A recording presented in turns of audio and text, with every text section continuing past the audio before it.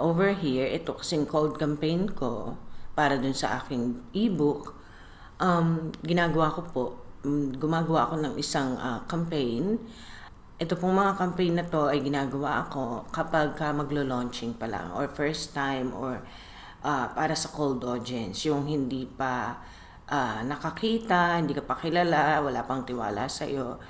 You do that in your cold campaign. And when you do your cold campaign, you test. Ako po kasi, when I do my cold campaign, usually nagte-test ako. And I'll show you how to duplicate so that you can test which creative is the best working one, and also which audience is the best audience that is converting. So what's going to happen here is you're going to test a lot of creatives and test different audiences para malaman mo kung alin yung nagko-convert. So with this one, itong PPE, well, I need to tell you also na kapag gumagawa po ako ng cold campaign and every campaign na ginagawa ko, I always create a PPE alongside with the others kasi po my PPE is the one who is creating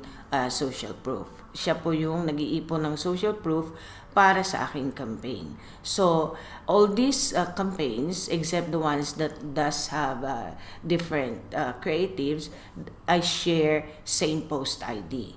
Okay. So, dito po sa cold campaign na ito, iba't ibang audience ang aking tinest. I'm just gonna show you. Okay. So, eto siya. Some of them are already active. Yung ito, learning. Sabi niya, learning. And then, yung isa, kakagawa ko lang. And in review pa siya. But all these campaigns have the same creatives, only different audiences. Papakita ko po ang mga creatives nito pare-pareho. Okay? So, now, yung sa adset tayo, I'm going to duplicate another ad set and I'm just going to put a different audience again. And I will test my audiences, alin sa kanila yung may maganda ang conversion. So, okay. I'll show you how to duplicate it. Okay. We'll start with this one. Eto. Okay, let's do this one. Duplicate. Original campaign and then duplicate. And then ang papalitan lang natin ay audience, right? So, hahanap muna before I change this para alam lang natin meron siyang copy dyan. Bago ko to palitan, hahanapin muna natin yung audience na gusto kong gamitin. So, tatanggalin ko to kasi nandun na to sa ibang campaign, itong mga audiences na to. So, maghahanap tayo either saved audience or sa lookalike or sa custom audience. In this case, kukunti lang kasi yung nagamit kong lookalike. Right now, probably I will try an audience from the lookalike. So, hanap tayo dito sa lookalike ng mga list sa bootcamp or lookalike ng mga nag-engage sa page o nag-view ng content ko sa website, or yung nag-try mag-check out, or yung nag-view ng video, but this is best kung video yung creative ko, list, or let's say, punta tayo sa lookalike ng list ng mga nag-join sa aking bootcamp. So, that's the one. And then I'll just go for, it says here my reach will be around 742 to 2,100 and 241 to 696 post engagement ang pwede niyang mag-gather. So let's see. Now, alam ko na kung ano yung aking gustong audience, so I'm gonna copy that and put it here.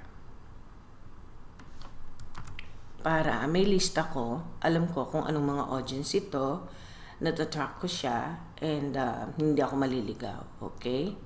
So, that's the one. And then, hindi ko napapalitan kasi kinapi lang naman natin yung buong ad set.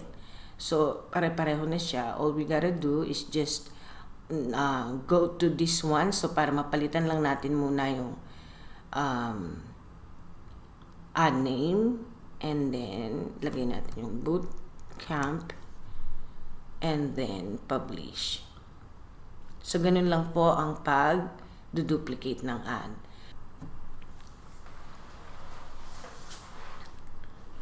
So, right now, with my PPE, I have about four different audiences.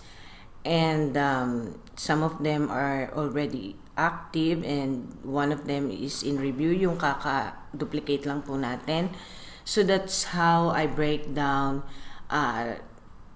experimenting and then executing. Experiment ko sila.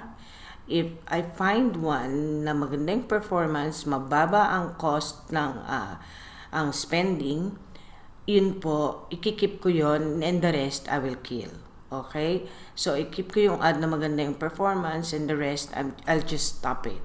And then, optimize po. Optimize is when you add more budget, or you optimize into a different objective.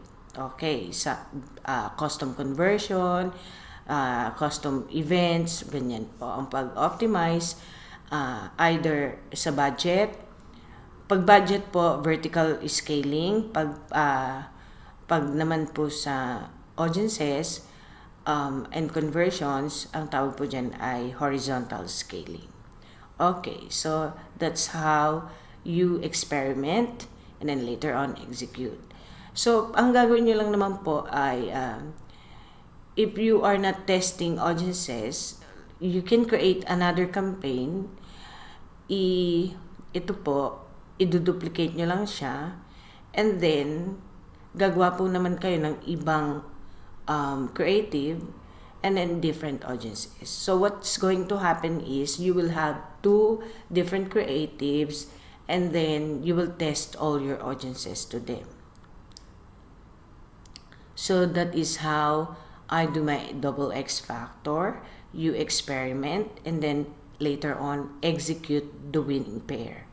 Alright, so that's it, and next video. Whoa, oh, oh.